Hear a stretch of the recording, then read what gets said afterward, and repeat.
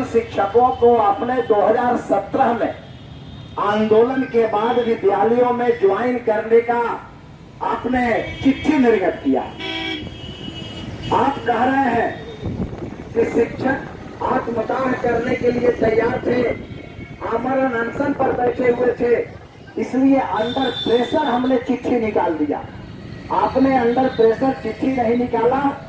उस समय भी ये शिक्षक हाई कोर्ट गए थे और हाई कोर्ट ने इनको जो आप हटाए थे, आपके उस आदेश को क्वैश कर दिया था, समाप्त कर दिया था। और उस हाई कोर्ट के चिट्ठी के आलोक में तत्कालीन जिला शिक्षा पदाधिकारी और डीपीओ ने अविलंब इनको स्कूल में ज्वाइन करने का पत्र निर्गत करके इनके हाथों में थमाया। वह भी हाई कोर्ट के आदेश से हुआ था। उसी हाई कोर्ट के आदेश से ये 3-4 वर्षों तक काम करते रहे। ये काम करें तो ठीक है, सिर्फ वेतन जब मांगने जाते हैं तो सारा नियम नियमावली का खोज शुरू हो जाता है। मतलब नौकर ऐसा चाहिए जो भीख मांग के खाए, 24 घंटा हाजिर रहे, घर कभी न जाए। ये इस नीति पर आज पश्चिम चंपारण का शिक्षा विभाग जो है वह चल रहा है। शिक्षक पढ़ाता है स्कूल में, इन शिक्षकों से आप पढ़वाते हैं, जायज है।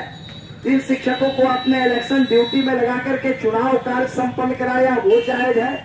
विभिन्न प्रकार के सर्वे में इन शिक्षकों को आप लगाते हैं, वो जायज है। लेकिन वही शिक्षक अपना वेतन मांगने जाता है तो आप उसको काम से हटाने के लिए नियोजन इकाई को धड़ाधड़ पत्र निर्गत करते हैं। और वह भी पत्र ऐसा निर्गत करते हैं जिसके सारे पत्रांक और दिनांक झूठ की बुनियाद पर टिका हुआ है। साफ साफ मैं कहना चाहता हूँ, जिन पत्रांक और दिनांक का उल्लेख आप चिट्ठी में करते हैं, एक भी चिट्ठी यदि जिला शिक्षा कार्यालय में उस पत्रांक और दिनांक का कोई पदाधिकारी दिखा दे तो शिक्षक अपना आंदोलन नहीं करेंगे।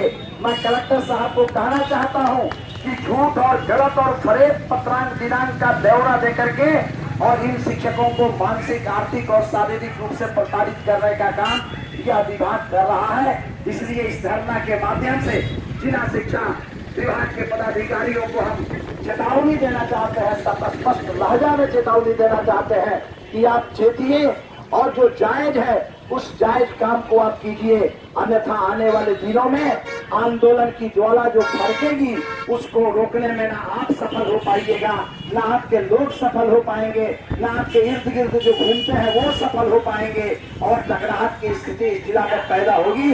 इसके लिए पश्चिम चंपारण के जिला शिक्षा पदाधिकारी इसके लिए जिम्मेवार होंगे और स्थापना टीम यूपी उनके जिम्मेवार होंगे। ये क्या नैतिकता की बात पढ़ाएंगे दूसरों को? इनके हाथ वैसे ऐसे डीपीओ हैं, मास्टर साहब यहाँ बैठे हुए हैं, ऐसे ऐसे डीपीओ हैं, आपको आश्चर्य होगा कि जब वो क्षेत्र में जाते हैं तो भंटा मांग के लाते हैं, हलवा मांग के लाते हैं, दही मांग के लाते हैं। कहीं देसिला मुर्गा देख लेंगे, नजर पर टिक जाएगा तो किसी मास्टर साहब को कहेंगे कि उसको भी उठवा के गाड़ी में रख लीजिए। कलेक्टर साहब को विश्वास नहीं हो तो मैं कहना चाहता हूं कि आपके डीपीओ का जितना गाड़ी क्षेत्र में घूमने जाता है, जब वह लौटे तो रास्ते में गाड़ी चेक करवाइए, इन लोगों का कुकर उस गाड़ी में साफ साफ स्पष्ट हो जाएगा। ये स्थिति बनी हुई। इस तरह से आज ये शिक्षा विभाग पश्चिम चंपारण का ये काम कर रहा है और पूरे पश्चिम चंपारण को कलंकित करने का काम आज हो रहा है। दूसरी बात जो मैं कहना चाहता हूं वो ये कहना चाहता हूं कि इन शिक्षकों पर जो आप आरोप लगा रहे हैं वह आरोप बेबुनियाद है। उसमें कहीं कोई धरातल पर उसकी सच्चाई नहीं है। इसलिए शिक्षा विभाग के अधिकारी आप सचेत होइए और हमारे शिक्षकों की बात को आप मानने का प्रयास कीजिए। हमारे शिक्षक नेता हैं, मैं इनसे आग्रह करूंगा। अभी इन्होंने संबोधित किया, मुझे काफी खुशी हुई इनकी बात को सुन करके। मैंने देखा है इसी पश्चिम चंपारण में कि शिक्षक नेता डीएसी, उस समय डीएसी हुआ करते थे और आपके सामने विपिन स्कूल के कैंपस में डीएसी का कार्यालय चलता था। एक शिक्षक नेता किसी डीएसी के कार्यालय में प्रवेश कर जाते थे तो डीएसी का पसीना उतर जाता था। वो दिन मैंने देखा है। आज जरूरत है इस बात की कि जब 11,000 शिक्षक इस जिला में कार्यरत है तो आपका मनोबल कहीं से भी कमजोर नहीं होना चाहिए। ये पदाधिकारी आज है, कल जाएंगे, इनका आना जाना लगा रहेगा। हरिहरनाथ झा जैसे डीओ आए और हरिहरनाथ झा जैसे ईमानदार डीओ को भी क्या सजा इसी बिहार के अंदर भुगतना पड़ा, आप सभी लोग जानते हैं, सबको पता है। इसलिए ये पदाधिकारी आएंगे जाएंगे, हम शिक्षकों को न जाना है न आना है। एक ब्लॉक से दूसरे ब्लॉक जाएंगे, एक स्कूल से दूसरे स्कूल जाएंगे, जिला ट्रांसफर भी हमारा नहीं होने जा रहा है। इसलिए हम लोगों के बीच का जो संबंध है वह खून के संबंध से भी ज्यादा मजबूत संबंध है। इसलिए शिक्षकों के हित के लिए लड़ाई को और तेज करने की जरूरत है। और मैं समझता हूं कि निश्चित रूप से आप शिक्षक संगठन के तमाम लोगों का सहयोग जो मिल गया, तो हम लोग हरदी गुर्दी बुला करके स्कूल में हम लोग भी पढ़े हैं बचपन में। और जब अंतिम घंटी होता था तो मास्टर साहब थारी टीका खिलवाते थे उस समय, और थारी टीका में जिसको पकड़ लेते थे हम लोग उसका हरदी गुर्दी बुलवा देते थे। उसी तरह से जिला शिक्षा पदाधिकारी कार्यालय के कर्मियों को हरदी गुर्दी हम लोगों ने नहीं बुलवा दिया इस आंदोलन के माध्यम से, तो उनको भी याद रहेगा कि हम कोई कह के गया था। कुछ को कहिएगा, एक से एक चकोरा, मैं कह रहा हूं चकोरा, एक से एक चकोरा अफसर बैठा हुआ है। एक डीपीओ की कहानी मैं कह रहा हूं आपको, वो भी पता नहीं कौन विभाग के डीपीओ, भगवान ठाकुर नाम खोल के मैं कह रहा हूं, यही है। उतना खत्म डीपीओ मैंने सुना, मुझे जानकारी मिली, धन है महाप्रभु प्रणाम करता हूं आपको, कि जब वो स्कूल में गया तो उन महिला शिक्षिकाओं के साथ अभद्र व्यवहार किया, अभद्र ढंग की टिप्पणी किया। उसके बावजूद भी हम जिंदा हैं। मुझे लगता है कि लानत होनी चाहिए हमको जिंदा होने पर। वह भगवान ठाकुर जो स्कूल में जाता है और बेवजह शिक्षकों पर शोकौल निकालता है, और दलाल रखा है प्रत्येक पीओ के यहाँ, दलाल उसका काम करता है, और जब चिट्ठी यहाँ से शोकौज का जाता है तो उस दलाल को उस स्कूल में भेजता है, कहता है जाके 30,000 रुपया ले आओ, मैनेज करवा भेजेंगे। इस तरह का खुलेआम घूस, खुलेआम रिश्वतखोरी जिला शिक्षा कार्यालय में आज व्याप्त है। इसीलिए कार्यालय आप देखे हैं ना, कहाँ कार्यालय बनाया है, छावनी रोड में कार्यालय बनाया है। वो पड़ता है आपको पंचायत में, वो पंचायत में पड़ता है, वहाँ कार्यालय बना है। सारा कार्यालय है, यहाँ से लेकर के एसपी साहब से लेकर के डिस्ट्रिक्ट जज, कलेक्टर साहब, एसडीओ साहब, सब बेतिया नगर परिषद में बैठते हैं। आई चोटोला सब बैठता है, अच्छा वहाँ पंचायत हो जाकर के वहाँ बैठता है कि वहाँ कर्म और कुकर्म करने में हमको सुविधा रहे। वहाँ कोई जल्दी जाएगा नहीं। मास्टर जाते हैं, कमजोर जात है मास्टर, रोते हैं, बिलखते हैं, किसी पर एमडीएम का शोकॉल निकलता है, किसी पर सीएल का दरखास्त रहते हुए शोकॉल निकलता है। तरह तरह से आज शिक्षक इस जिला के प्रताड़ित किए जा रहे हैं। इसलिए मैं शिक्षक संघ के नेता से भी कहना चाहूंगा कि ये पश्चिम चंपारण की धरती है। हमने देखा है, उस जमाने में हमने देखा है जब यहाँ एक से एक लोग करियल हुआ करते थे। आर के श्रीवास्तव यहाँ IAS अफसर एसडीओ थे, और शिक्षकों का हुजूम इसी कलेक्ट्रेट पर आया था, और शिक्षकों ने उनको खदेड़ने का काम किया था, गाड़ी में बैठने का फुर्सत उनको नहीं दिया था। वो ताकत मैंने पश्चिम चंपारण के अंदर शिक्षकों का देखा। उस ताकत को फिर से आज पैदा करने की जरूरत है। नहीं तो ये पदाधिकारी जो है, जमुआ के छुअला के डर रहा, जमुआ के पलटला के डर। आज कोई समझ रहा है कि ये नियोजित शिक्षकों के साथ समस्या है। ये इनकी नियोजन इकाई पंचायत है, इनको नियोजन इकाई प्रखंड है, इनका नियोजन इकाई जिला है। हम तो कमीशन से आए हैं, हम तो परमानेंट है, बुरा मत मानिएगा। मैं सीधे सीधे कह रहा हूँ कि जिस तरह से सरकार ने शिक्षकों के बीच भी वर्गीकरण कर दिया, ये परमानेंट है, ये नियोजित है, ये पंचायत के शिक्षक हैं, ये प्रखंड के शिक्षक हैं, ये जिला परिषद के नियोजित शिक्षक हैं। ये जो वर्गीकरण कर दिया, ये साइकोलॉजिकली हमारे शिक्षकों को भी प्रभावित किया है। और मैं कहना चाहूंगा कि इन तमाम संकीर्णतावादी रुझानों से ऊपर उठकर यदि शिक्षक पंचायत नियोजन इकाई का है, प्रखंड नियोजन इकाई का है, यदि वह पठन पाठन का काम करता है तो वो शिक्षक है, और उसकी मर्यादा उतनी ही मर्यादा है जो उसको सरकार ने बहाल करके भेजा है। जितनी मर्यादा उनकी है उतनी मर्यादा है। यदि इस भावना से काम किया जाएगा तो मैं समझता हूँ कि शिक्षकों के हित में ये काम होगा इस जिला के अंदर। और नहीं तो जिस रास्ते पर इस जिला के शिक्षा विभाग के पदाधिकारी बढ़ रहे हैं, चल रहे हैं, मैं समझता हूं कि पश्चिम चंपारण का शिक्षा विभाग कलंकित हो ही रहा है। आने वाले दिनों में और कलंकित होगा। इसलिए हमारा जिला कलंकित नहीं हो शिक्षा के मामले में, इस पर हम लोगों को अंकुश लगाने के लिए प्रयास करना चाहिए। तीसरी बात जो साथियों में कहना चाहता हूं, ये तो विचित्र परिस्थिति है। आप कह रहे हैं हाई कोर्ट का फैसला लोग नहीं मान रहा है, बात भी सही है, मानेगा कैसे? दिक्कत तो यह है, अभी मार्ग साहब गुरु जी बोल रहे थे, अरे पढ़ने आएगा, आप कहते हैं मास्टर का डिग्री गलत है, मैं तो कहता हूं कि आपका ही डिग्री गलत है, इसलिए कोई स्टेटस को शब्द का आप नहीं समझते। एक साधारण आदमी भी जो थोड़ा बहुत भी जानकार हो, जिसने हाई कोर्ट वगैरह के बारे में सुना हो, सुप्रीम कोर्ट के बारे में सुना हो, तो वो को स्टेटस को शब्द को जब सुनता है तो उसका अर्थ समझ जाता है। मैं तो कहता हूं कि जिला के मास्टरों की डिग्री का जांच कराने के पहले जो जिला शिक्षा कार्यालय में बैठे हुए हैं उनका डिग्री जांच करवा दिया जाए कि वो सही है कि नहीं सही। कौन सा सही है भाई? मैं तो देखता हूं कई पत्र निकलते हैं, बुरा मत मानिएगा, कई पत्र निकलते हैं, मैं उस पत्र को पढ़ता हूं, कभी कभी इन लोगों के पत्र को मैं देखता हूं, तो मैं इन लोगों से कहता नहीं हूं, लेकिन जो अशुद्धि मैं उसमें देखता हूं, मैं भी नेता के साथ साथ शिक्षक को इस बात को जानिए, मैं भी स्कूल में पढ़ाता हूं, मेरा भी अपना विद्यालय चलता है, ये जान जाइएगा। और मैं बार बार कहता हूं कि बेसिकली मैं टीचर हूं, क्योंकि एक अच्छा टीचर ही एक अच्छा नेता बन सकता है। इस धरती पर नोट कीजिएगा, जो अच्छा टीचर नहीं है वो अच्छा नेता नहीं बन सकता है। तो मैं जब देखता हूं तो न स्त्रीलिंग का ज्ञान है, न पुल्लिंग का ज्ञान है, न हर्षिकार का ज्ञान है, न दीर्घिकार का ज्ञान है, न हर्षुकार है, न दीर्घुकार है, कुछ पता ही नहीं है। ये कौन विद्वान लोग वहां बैठे हुए हैं, और वही विद्वान है बैठे हुए जो 5-5 साल 6-6 साल से जमे हुए हैं। लगता है कि जिला शिक्षा कार्यालय नहीं है, उनके बाबूजी का बिल्डिंग है कि जब तक जिंदा रहेंगे इसी बिल्डिंग में काम करते रहेंगे।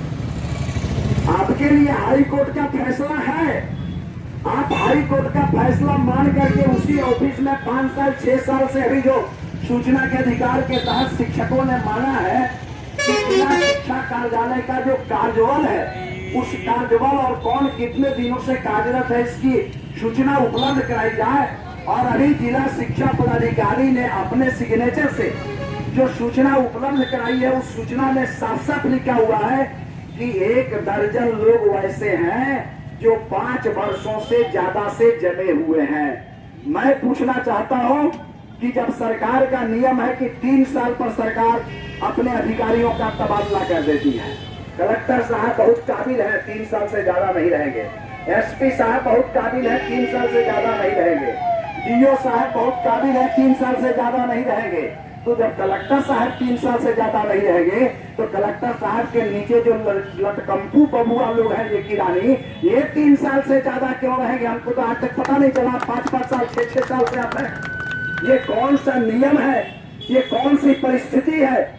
मतलब साफ है कि आप 2 नंबर का धंधा करते हैं और उस 2 नंबर के धंधा से पदाधिकारी को घूस सकते हैं, इसलिए पदाधिकारी आपको कहीं जाने नहीं देना चाहता है। ऐसे कुछ लोग हैं, केवल आपे की विभाग की बात मैं नहीं करता हूं, नाम मैं नहीं देखूंगा, बहुत लोगों को मैं जानता हूं कि जिनका ट्रांसफर हो जाता है यहां से रोहतास, जिनका ट्रांसफर हो जाता है बक्सर, जिनका ट्रांसफर हो जाता है मुंगेर जमुई, वो 6 महीना 3 महीना में ही ट्रांसफर करा के फिर लाखों रुपया खर्च करके चंपारण में चले जाते हैं। चंपारण हम नहीं छोड़ेंगे, मतलब चंपारण के लोग बेवकूफ लोग हैं, इसलिए चंपारण के लोगों का खून चूसना आसान है। आज शिक्षा विभाग के अधिकारी आज यही समझ रहे हैं, इसलिए आप शिक्षकों से मैं कहना चाहूंगा, अरे मरना है ना भाई, मरने का तो व्यवस्था विभाग करिए दिया, 4 महीना वेतन नहीं दिया, 4 साल, और वेतन मांगने गए तो प्रेम पत्र थमा दिया, नियोजन इकाई को कह दिया कि आप इनको टर्मिनेट कर दीजिए, हटा दीजिए। हम इस धरना के माध्यम से कहना चाहते हैं कि जितने भी नियोजन इकाई के लोग हैं, ध्यान रखिए, आपका गोड़ हाथ तुड़वाने का व्यवस्था जिला शिक्षा विभाग किया। वो बेचारा पंचायत सेवक जो पंचायत के नियोजन इकाई का सचिव है, उसका गोड़े में टूटेगा। लोग भूखे जब मरेगा, आप बेवजह किसी को नौकरी से हटाने का चिट्ठी निर्गत कीजिएगा, तब तो उस पंचायत लेवल पर वो आंदोलन शुरू हो जाएगा। ब्लॉक स्तर के यदि प्रखंड नियोजन इकाई के लोग हैं तो प्रखंड स्तर पर होगा। अरे भाई, जब गलत है, शिक्षकों का मांग गलत है, हाई कोर्ट का फैसला गलत है, तो आप हाई कोर्ट के फैसला को काउंटर क्यों नहीं करते हैं? हाई कोर्ट में जाके कहते हैं इन शिक्षकों का जब नियोजन, शिक्षकों का पत्र जब निकला, उस पत्र 27 जनवरी 2017 को जब पत्र निकला, तो 27 जनवरी 2017 के पत्र के बाद जिला शिक्षा विभाग के अधिकारियों ने पटना हाई कोर्ट में काउंटर एफिडेविट देते हुए कहा है कि मैंने हाई कोर्ट के आदेश का पालन करते हुए उन तमाम शिक्षकों को नियोजन पत्र दे करके विद्यालय में योगदान करा लिया है। और इधर चिट्ठी लिखते हो कि जबरदस्ती इन लोगों ने चिट्ठी निकलवाया। ये दोगले लोग हैं, इनके दो बात है, एक बात नहीं है, इसलिए दो तरह की बातें बोलते हैं। हाई कोर्ट में काउंटर एफिडेविट में आप कहते हो कि मैंने हाई कोर्ट के आदेश का पालन किया, और चिट्ठी में लिखते हो कि हमारे हमसे जबरदस्ती चिट्ठी निकलवाया गया। ये कलेक्टर साहब को हम बतलाना चाहते हैं कि कलेक्टर साहब, इस तरह की दोगला नीति पर पश्चिम चंपारण का शिक्षा विभाग चल रहा है, और यदि इस पर रोक नहीं लगा तो ये 15 शिक्षक ही नहीं है, ये 15 के 15 बारूद है। बारूद जिस दिन एक शिक्षक टूटेगा उस दिन आपका जिला जल के राख हो जाएगा। नोट कर लीजिए कलेक्टर साहब, इन भटियारों पर आप अंकुश लगाइए जो शिक्षा जिला शिक्षा विभाग के कार्यालय में बैठ करके और लूट और खसोट को आज अंजाम देने का काम कर रहा है। इनको कौन शिक्षक चाहिए पता है? पता कर लीजिए आप लोग। वो शिक्षक चाहिए इनको कि स्कूल में लड़का उपस्थित है 140 को, शो कीजिए 160 को, आप 20 गो का एमडीएम का माल जो है वो आधा आधा कर लीजिए, बंदर बांट के लीजिए, वो मास्टर साहब को अच्छा लगता है। आपको आश्चर्य होगा, मास्टर यहाँ बैठे हुए हैं, मैं मास्टर यहाँ बैठे हुए हैं, मैं कह रहा हूँ, आप सुन लीजिए। पश्चिम चंपारण जांच करवाइए, सीआईडी है तो सब साला मरा हुआ है, सीआईडी से लेकर के इंटेलिजेंस सब कुकुर है मरा हुआ है। जांच कीजिए आज के डेट में पश्चिम चंपारण के शिक्षा विभाग का पर डे का इनकम 2 लाख रुपया से ज्यादा है। उस कार्यालय में वसूली होती है 2 लाख रुपया से ज्यादा शिक्षकों के वेतन भुगतान के नाम पर, एमडीएम के नाम पर।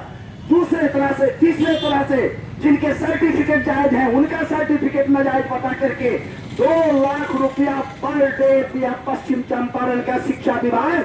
60 लाख रुपया महीना अवैध वसूली करता है पश्चिम चंपारण का शिक्षा विभाग। कलेक्टर साहब बता आया है। लेकिन मैं कहना चाहता हूं साफ तौर पर कि चंपारण की धरती पर जब तक हम जिंदा है, हमारा संगठन जिंदा है, अन्याय और अत्याचार के खिलाफ हम बोलते रहेंगे, लड़ते रहेंगे।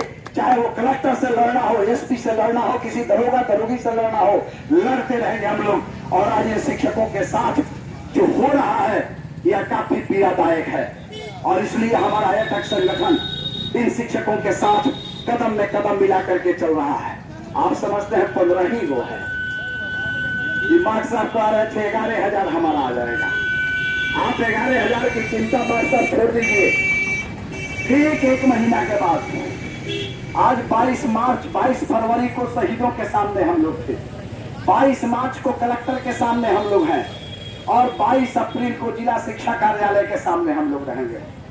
यदि आचार संहिता लागू नहीं हुआ, आचार संहिता लागू हो भी गया तो भरपूर प्रयास मेरा होगा कि हम परमिशन लेकर के आंदोलन शुरू करें। आप लोगों से मैं आग्रह करता हूं हाथ जोड़ करके कि ये 15 शिक्षक रहेंगे। आप मत आइए 11,000, मत आइए 1100, 11 नेता आप रहिए। हमारा 18,000 रसोईया, आशा, आंगनबाड़ी सेविका, सहायिका रहेगी, और झाड़ू से मैं शिक्षा विभाग का भूत नहीं झड़वा दिया तो मेरा नाम ओम प्रकाश लाल आप मत रखिएगा, झाड़ू से झड़वा देगा। नोट कर लीजिएगा, ये तो डीओ ना है, यहाँ पे रामा शंकर जी एसडीओ थे, उन पर भी झाड़ू से उनका भूत झड़वाने में हमको देर नहीं लगा। एमजे हॉस्पिटल के जो सुपरिटेंडेंट साहब हैं उनके भी ऊपर हमको नहीं लगा। इसलिए मैं कहना चाहता हूं साफ तौर से साथियों कि आप कहीं से भी चिंता मत करें, आप चोर नहीं हैं। ये शिक्षा विभाग के कार्यालय में बैठे हुए लोग चोर हैं, उनको डर हो सकता है, हमारे शिक्षकों को डर नहीं होना चाहिए। आप लड़िए, मजबूती के साथ लड़िए, हम तमाम लोग आपके साथ हैं। शिक्षकों के साथ है। और जो भी चिट्ठी तय होगी, जो भी आंदोलन तय होगा, चिट्ठी में जानते हैं क्या लिखा? चिट्ठी में लिखा कि ये शिक्षक जो है वेतन मांग के लिए धरना प्रदर्शन कर रहे हैं, इसलिए नियोजन इकाइयों को निर्देशित किया जाता है कि इनका नियोजन रद्द कर दे। अरे अभागा आदमी, ये डेमोक्रेटिक देश है, यहाँ हर आदमी को धरना प्रदर्शन करने का, अपनी मांग को रखने का अधिकार है। तुम कौन सा पदाधिकारी पैदा ले लिया कि चिट्ठी में इस तरह से लिखते हो? तो इस तरह से हमारे शिक्षकों को डेमोरलाइज करने का काम, हमारे शिक्षकों को अपमानित करने का काम आज सरकार, ये सरकार के शिक्षा विभाग के लोग आज कर रहे हैं। इसलिए आप निश्चिंत रहिए, निश्चित रूप से लड़ने के लिए तैयार रहिए। पिछला बार हम लोग लड़े थे, आप सबको याद होगा, लड़े थे हम लोग, जानते हैं। दूसरा दिन जब हम लोगों का था, पहला दिन ही बारिश में हमारे सभी शिक्षक भीग चुके थे। देखो दरोगा जी आए, छोटकी दरोगा, बड़की दरोगा नहीं थे। छोटा बाबू बड़ा बाबू होता है ना थाना में, तो छोटा बाबू थे, बड़ा बाबू नहीं थे, छोटकी दरोगा थे। वो दरोगा आके हम लोगों के पास पहुंचते हैं और कहते हैं, अरे काहे हमारा अनशन पर आप लोग बैठ गए? हमसे कहे रहते, हम काम करवा दिए रहते। हमने काम सुन रहे थे, हमारे मास्टर साहब लोग बतिया रहे थे, हमको भीतर भीतर ही गुस्सा आ रहा था। अरे दरोगा के बस का FIR करना है क्या? ये दरोगा के बस का बात है? तो यहाँ तो भाई बिना औकात वाले ही भी औकात वाले बन जाते हैं। आप तमाम साथियों से मैं यही कहूंगा, अपने शिक्षक वृंद भाइयों से कहूंगा कि शिक्षक, एक बात आप जान लीजिए, केवल ही लड़ाई आपकी लड़ाई नहीं है। अरे क्या करेगा? 15 आदमी को हटा देगा मास्टर साहब। तो आजकल जानते हैं 15 आदमी को हटा देगा तो सबसे आसान नौकरी, बाकी नौकरी तो नहीं मिलने वाली है, बाकी तो वैकेंसी बंद है, लेकिन सबसे आसान नौकरी है नेतागिरी का। 15 आदमी नेता बन जाइएगा, झंडा घुमाइएगा अपने साथ, कुछ हो जाएगा सब बात। इसमें कौन बड़ी बात है? महिला भी है, वो भी नेत्री बन जाएगी, पुरुष है वो भी नेता बन जाएंगे। हटा देगा, इतना आसान है हटाना क्या? आप इतना आसान समझते हैं? आपको याद है ना कि यही सरकार जो रात्रि पाठशाला में पढ़ाते थे, बेस्ट शिक्षा जिस समय चलता था, बेस्ट का अनौपचारिक शिक्षा, सरकार ने एक लाइन में सबको हटा दिया, बंद कर दिया। केस लोग लड़े, हाई कोर्ट से सुप्रीम कोर्ट तक केस किया। सुप्रीम कोर्ट ने डिसीजन दिया कि बेस्ट का अनौपचारिक शिक्षा में जितने पदाधिकारी थे, उस रैंक के पदाधिकारी में उनका समायोजन कर दिया गया। बहुत लोग ज्वाइन किए, 2 दिन के बाद रिटायर कर गए, कोई लोग 1 महीना नौकरी करके रिटायर कर गए। होगा, लड़ेंगे यहां से हाई कोर्ट से लेकर के सुप्रीम कोर्ट तक लड़ेंगे, लेकिन शिक्षा विभाग को यह भी बता देना है कि ये शिक्षक हार मानने वाले नहीं है। या तो फूल की तरह खिलेंगे या फिर मिट्टी में मिल जाएंगे, बीच का कोई रास्ता नहीं रहता है साथियों। ये तय करके लड़ाई को शुरू कीजिए कि हम लोग लड़ करके जीतेंगे। चोर जोर सहता है, आप क्या समझते हैं? चोर जोर सहता है। एक बार मैं शिक्षा विभाग के कार्यालय में चला गया है, वो नया है, छाजी आए हुए थे, वो मुझे नहीं पहचानते थे, मैं उनको नहीं पहचानता था। अब वो हमको देखे सीधा साधा पैजामा कुर्ता, तो इतना अंग्रेजी, हिंदी, उर्दू, फारसी, मैथिली सब बोल गए बेचारे। मैं चुपचाप खड़ा था। बाहर निकल के आया तो मैंने DSPO ऑफिस के बड़ा बाबू को कहा कि बड़ा बाबू, वो कौन किरानी है जो इतना बोल रहा था? तो बड़ा बाबू तो जानते थे। बड़ा बाबू कहे कि कौन किरानी है, घर में कोई खाजी, बुलाइए उसको। बड़ा बाबू से बढ़ गए। बड़ा बाबू कहे कि अपने के जाइए जाओ, हम उनका के बुला के संभालेंगे। अरे बोलने का तरीका नहीं है इस ऑफिस के स्टाफ को, काम करने का तरीका क्या हो सकता है? काम करने का तरीका क्या हो सकता है? ये परिस्थिति है शिक्षा विभाग के अंतर्गत साथियों। इसलिए आप तमाम शिक्षकों से मेरा यह निवेदन है कि संगठन को आप मजबूत बना के रखिए, मजबूत बना के रखिए। लड़ने वाला ये इंतजार नहीं करता है बेटी के बियाह तय करके आए, लेकिन उनके दखला बने कि न दोबारा धूल चटाएंगे, दोबारा जरूरत पड़े तो दोबारा धूल चटाएंगे। लेकिन शिक्षकों की न नौकरी जाने देंगे, न शिक्षकों का वेतन टिकाने देंगे। नौकरी भी जिंदा रखेंगे, वेतन भी इनके बाप के बाप से लेकर के हम लोग रहेंगे। जो आज कार्यालय के अंतर्गत बैठे हुए इनका बाप के बाप से वेतन लेकर के रहेंगे, वेतन नहीं दीजिएगा। पता है नियम नियमावली पता है। सरकार वेतन जब किसी को देती है ना, तो वो सिर्फ उस कर्मी को वेतन नहीं देती है जिससे वो काम लेती है। वेतन का सर्कुलर आप पढ़िएगा तो पता चलेगा।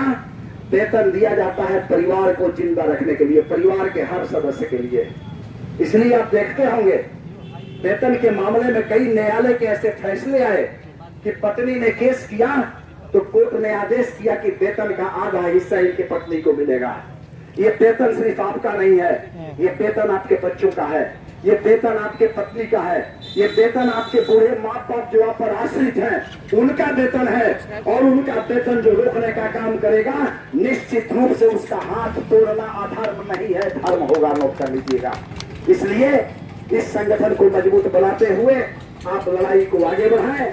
हम तमाम लोग आपके साथ हैं, दूसरे यूनियन के लोग साथ हैं, जनप्रतिनिधि आपके साथ हैं, तमाम लोग मिलकर के इस लड़ाई को हम लोग मुकाम तक पहुंचाएंगे। आप शिक्षक कहीं से भी अधीर न हो, हतोत्साहित न हो, अपने उत्साह वर्धन को बनाए रखें और भ्रष्टाचार के खिलाफ संघर्ष को आप तेज कीजिए। अगर आने वाले दिनों में हम बैठक करेंगे, अगले आंदोलन की रणनीति तय करेंगे और अगले आंदोलन की रणनीति तय करने के बाद फिर उसको कैसे लागू करना है, कैसे करना है, इन तमाम चीजों पर योजना बना करके इस लड़ाई को हम लोग आगे बढ़ाएंगे। इन्हीं शब्दों के साथ आज के धरना पर बैठे हुए आप तमाम शिक्षक बंधुओं को बहुत बहुत धन्यवाद देते हुए आपके शिक्षक नेता जो हमारे बीच आए हैं ठाकुर जी, उनको और हमारे भाई, हमारे मित्र, हमारे सहयोगी जो भाकपा माले के विधायक है भाई वीरेंद्र गुप्ता जी, वो भी आपके इस आंदोलन का समर्थन करने के लिए आपके बीच में आए हैं। उनका भी मैं अभिनंदन करता हूं, उनका भी मैं अभिवादन करता हूं और इसी के साथ अपनी बात समाप्त करता हूं। जय हिंद, जय शिक्षक।